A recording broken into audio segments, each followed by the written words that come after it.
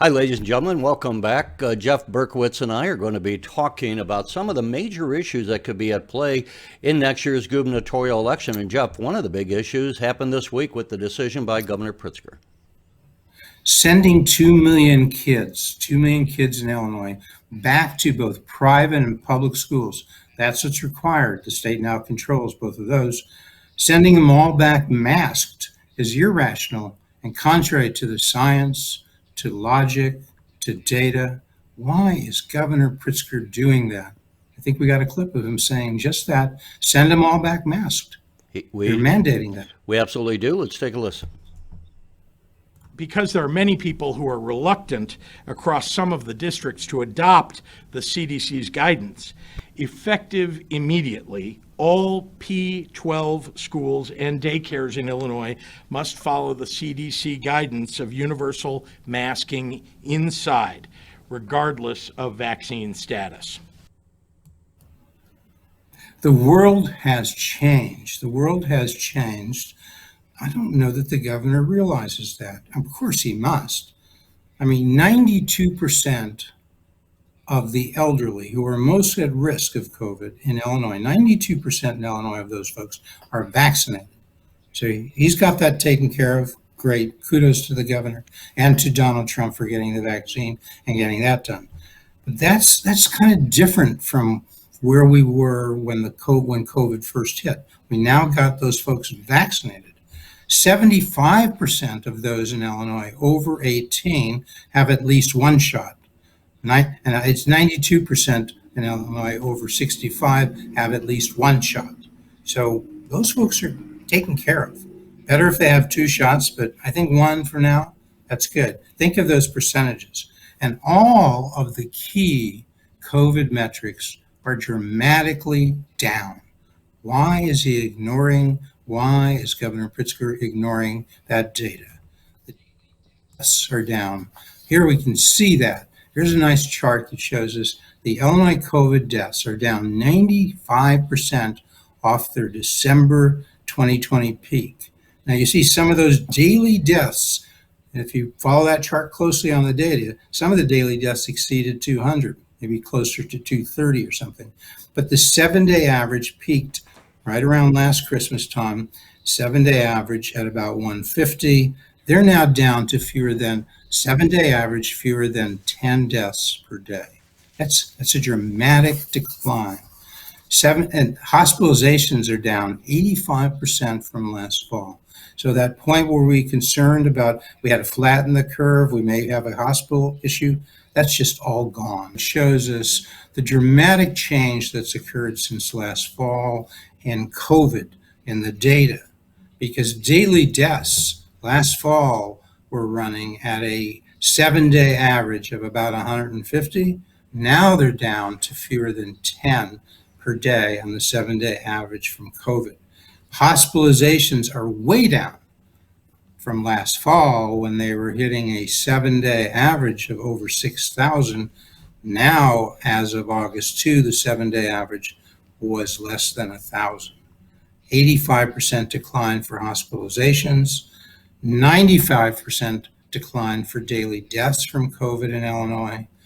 Daily cases are down 84% for COVID in Illinois from last fall, hitting a max 7-day average of almost 13,000, now running about 7-day average of 2,000. And ICU patients, COVID ICU patients last fall hit a maximum of almost 1,300.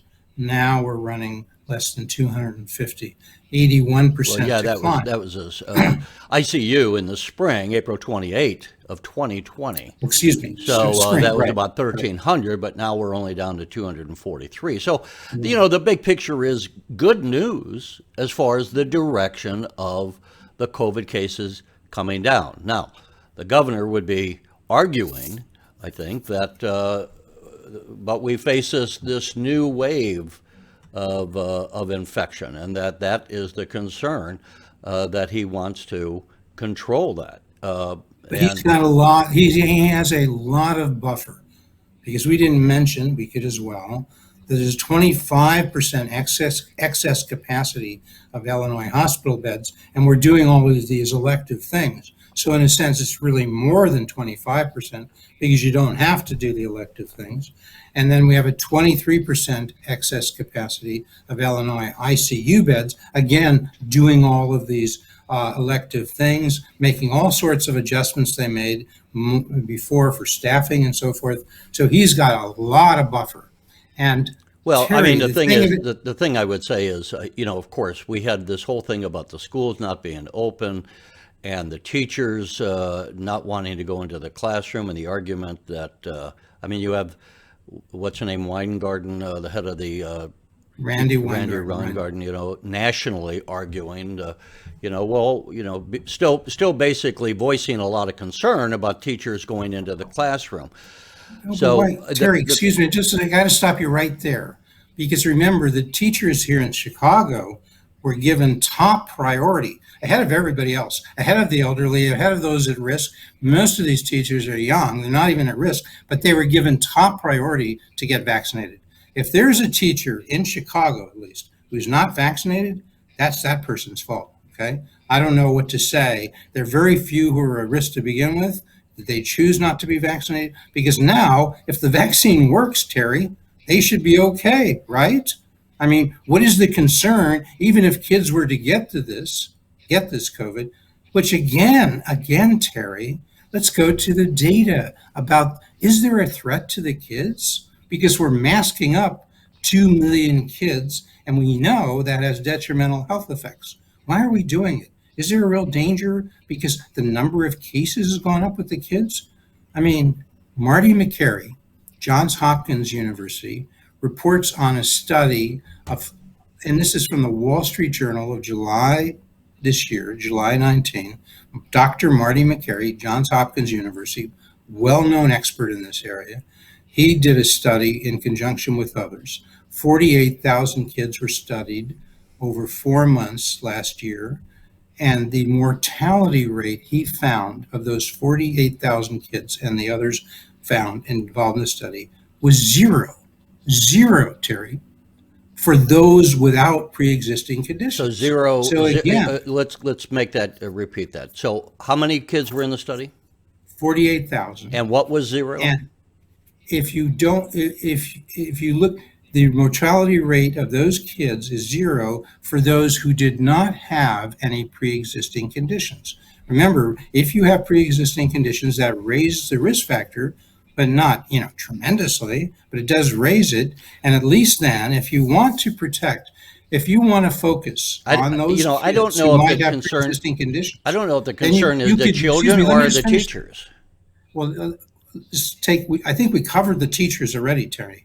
Right? Because the teachers, number one, they're young relatively, so they're not at risk. They were given a priority to get the vaccine. So if they are at risk, it must be the governor saying the vaccine doesn't work, or the teachers are damn stupid or damn reckless. Because why Why aren't do they you vaccinated? think? So Let I think me we can bring. dismiss the teachers.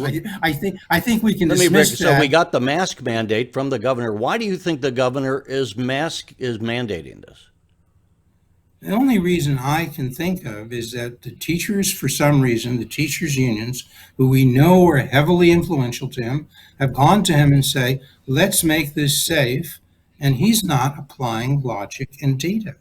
He's just saying, here, I have a pressure group.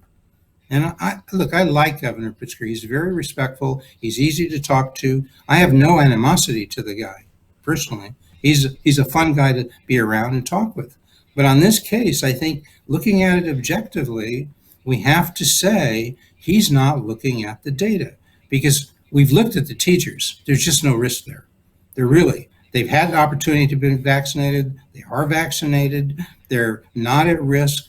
No, it can't be about other adults who are vaccinated because it works for those adults.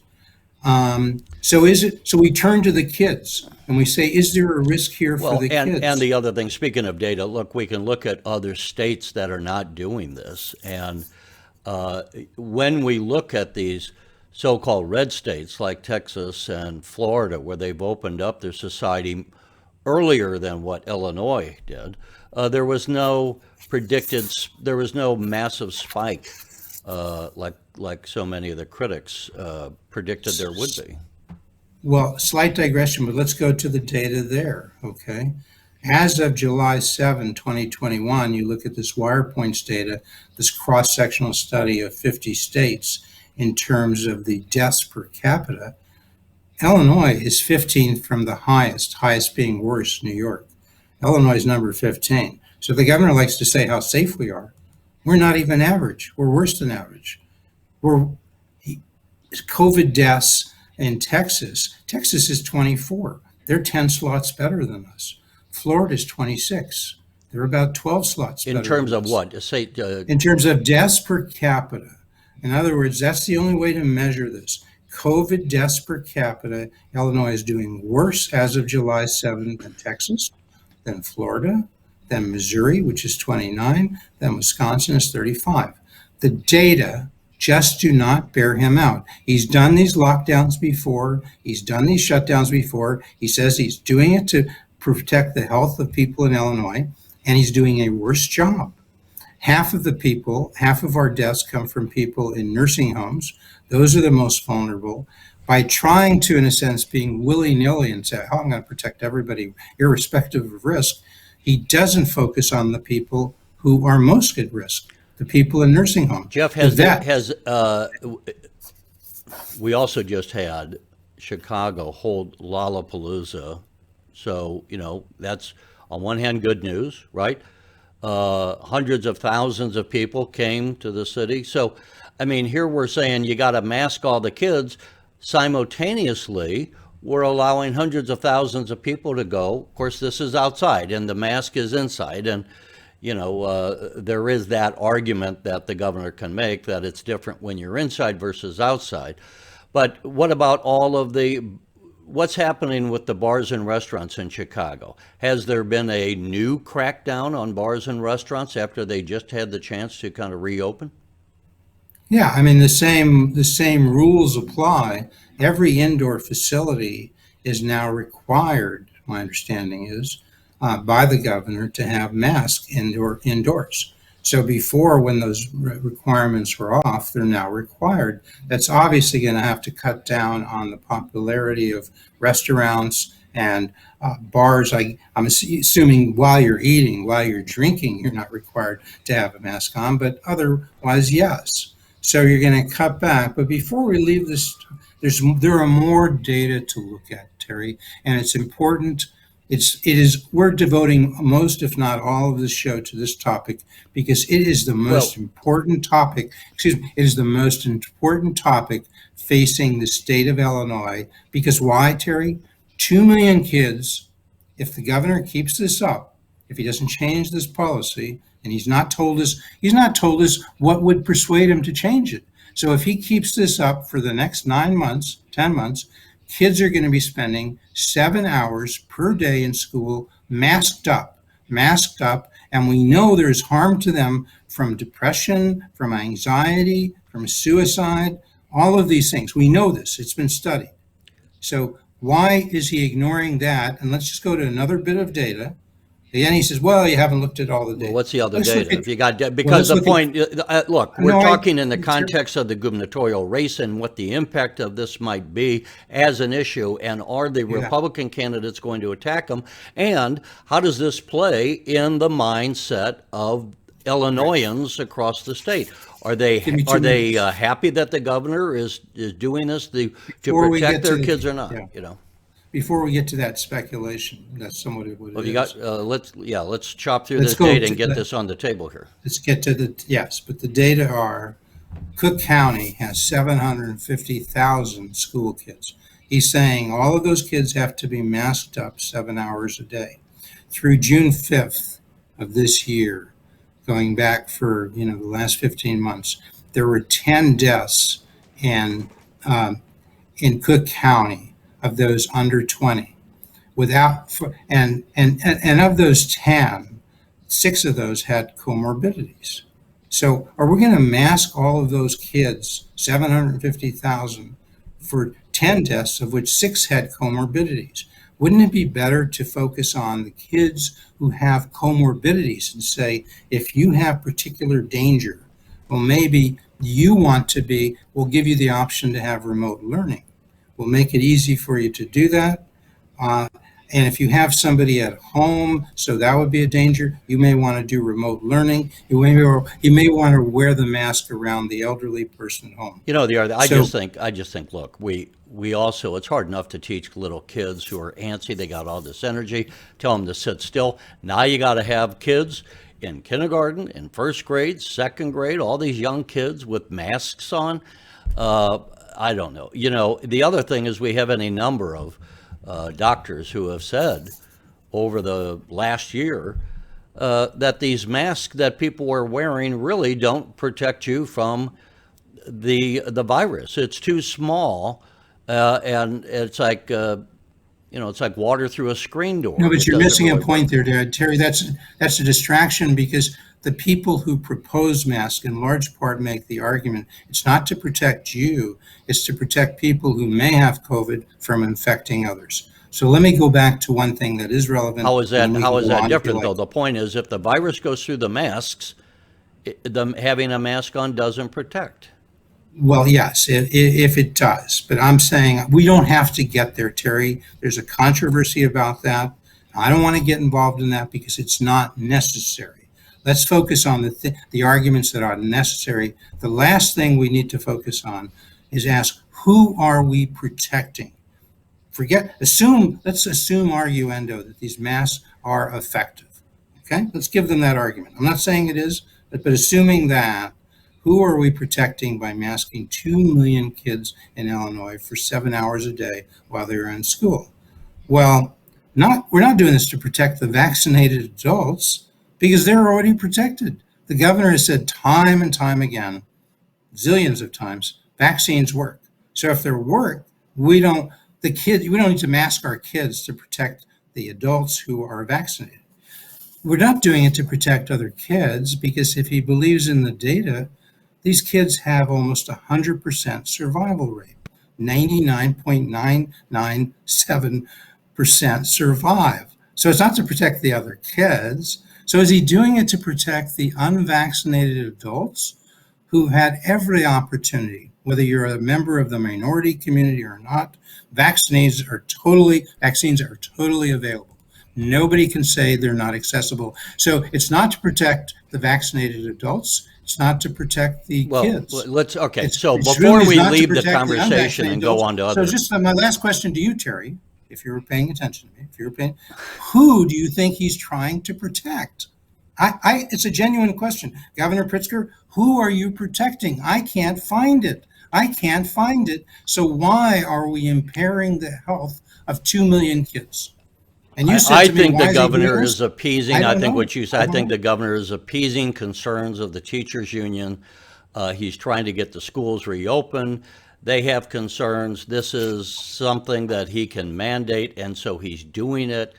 I don't think the governor, probably, if you forced him to, gave him truth serum, he'd probably say, you know what, the data doesn't support people wearing masks, especially when you're talking about children.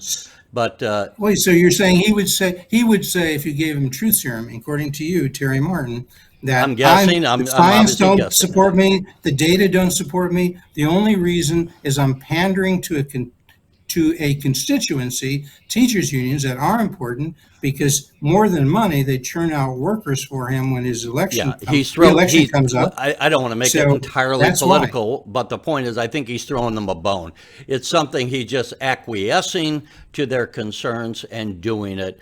And he probably says what's the harm is probably his. Let me ask you a question, Terry.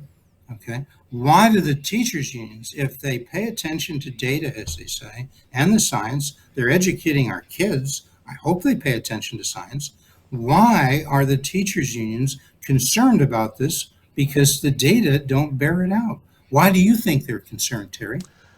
The teachers and the teachers I don't unions. know. You run into people who, in any number of circumstances, on any number of issues, people are overly concerned about things that, frankly, don't concern me often.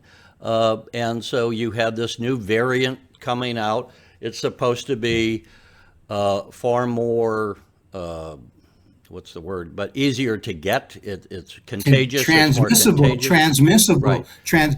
But it's nothing showing that it's more dangerous Right. to kids. It's actually, as I Transmissible understand it, does it's not more equal danger. transmissible, but it's less dangerous than the COVID-19 that we were facing last year. Right, and it's still for the teachers who are vaccinated, 96% And here's the effective. thing, folks. I mean, look. 96% effective for the teachers. So What's the 96%? variant. That's the vaccine that these teachers already had.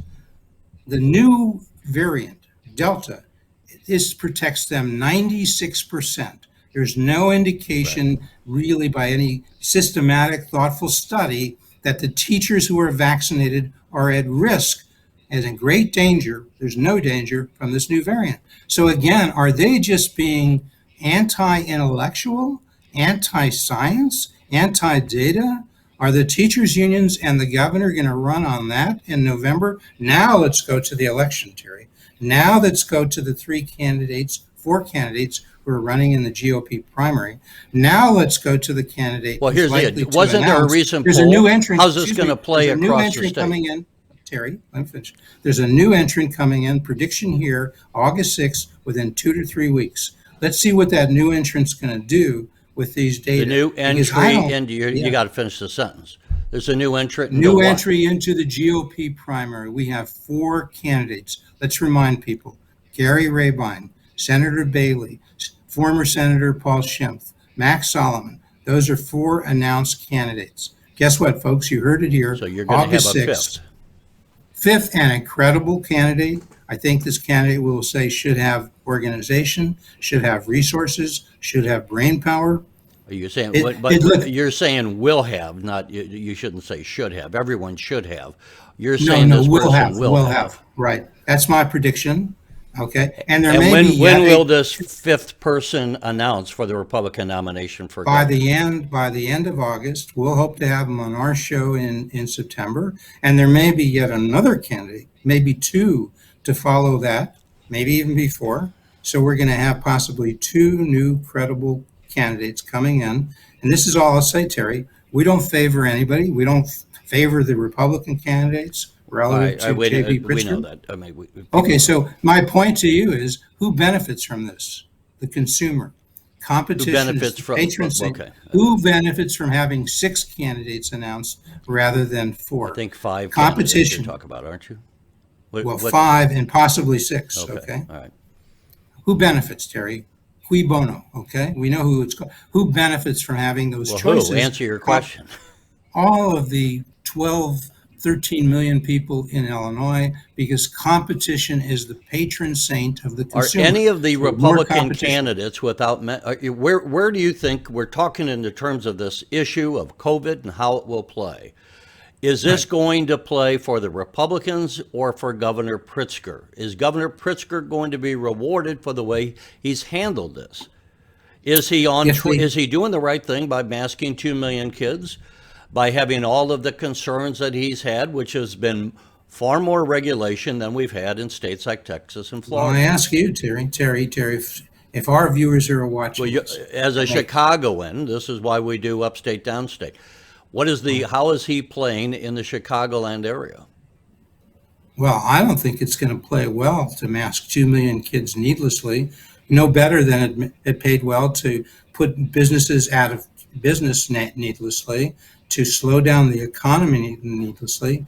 Look, if the Republicans message this right, I'd like to see that debate. I'd like to see that debate of the Republicans saying, look, he masked 2 million kids needlessly for a year. You think adults, parents are going to like that? You think even neighbors of those kids are going to like that? Do you think they're going to like that this economy was shut down needlessly? Do you think they're going to like that there's a $400 billion pension shortfall? Maybe we have that slide. $400 billion shortfall that just hasn't been addressed. Yeah, $420 billion. You know, the bond ratings may be better, Governor, because Illinois is flush in cash coming from the federal government. So the Some say point would be 136 that you could billion, say if you 136 were a billion. Republican governor, folks, who's addressing this? We are Nothing, on cruise control. The state's finances are on cruise control for disaster. And no one's changing the course. It's like saying, yeah, I'm the captain of the Titanic. Yeah, I know there's an iceberg right in front of us. But, if I do anything to change course, that's going to cause me some problems with the passengers. So we'll just keep having Illinois cruise toward financial disaster. That could be an argument that the Republicans could make. Here's another prediction. I predict you will never, over the course of the next year, see the governor put up that slide from Wirepoints and say, here's the $420 billion shortfall that I've faced and I've dealt with. You will never see those words come from his lips. And somebody should ask him. They won't, but somebody in the mainstream media, maybe I'll have to do it, go ask him and say, what have you done to deal with the $420 billion shortfall? And, he can talk about the bond ratings getting better. Well, I think what the governor would say is, I tried to have a constitutional amendment to have a progressive income tax, and that was defeated. Well, that wouldn't pay for a $420 billion shortfall. No, it wouldn't even come unless close. Unless you were going to do a 9% tax, not a 3 or 5% tax on the middle class. Unless you were going to start raising taxes to 9% of income, 12% of income of the middle class, which he said he wasn't going to do. No, that doesn't fly. So again, Terry, look, let's just get these issues out there. Let's get the Republican candidates, however many there are, to discuss them as we're doing on the show. Here's another thing. People are fleeing the state for whatever reason. It's not because they're fleeing it because of the COVID. They're fleeing it, and they've been doing this for decades. And we see this is a chart from 2010 to 2020. Illinois is the only state here in the Midwest, these other states which are surrounding Illinois is losing population. And it loses, when we lose that population, it loses those people who are producing in the economy, paying taxes, running businesses. So this is contributing to the downturn of the Illinois economy. Put that chart up there. Problem worse. One more time, just real quick. I want people to notice something on that chart. And let's make the point. Can we get that back up? So look at the right end of the chart. Indiana up in the last decade, 300,000. Look at the left end of the chart. Illinois down 18,000. Okay, is that a down? Yeah, minus 18,000. 18,000. That's a 318,000 person difference. We might have another chart showing it's not just people leaving; it's taxpayers leaving. These people pay taxes. We're getting people who earn less and pay less. There's a school performance. That's our school performance. Yeah. We're spending more on education. We're not getting better performance. In Illinois is on the bottom. Indiana and Florida spending less per kid are getting more benefits. We're paying hefty property taxes to support that education, and we're doing worse. So these are all issues that could be discussed with data. We want data being the foundation of And these the governor discussions. was always, we're for science and data, as if, we're not these yahoos, as casting aspersions through implication that he's running against yahoos that don't follow the data. Now he's exposed himself to saying, why are you taking actions that is not supported by the data? Jeff, we're coming down near to the end. What's your overall prediction as far as how this gubernatorial race is going to go? Are the Republicans even going to have a fighting chance against a man who has more than enough resources to pile money and buy up all the television If they time? have a candidate who's vigorous and thoughtful and has intellectual dexterity and is able to deal with a large number of issues that are continued to evolve, and if they have the funding from Ken Griffin and from others, You if think they they have got the a funding, chance? if they have the message, they All right. have a very good chance. All right. Folks, It we're could going be to a say very goodbye. close race. We'll keep following these issues. Thanks for joining us.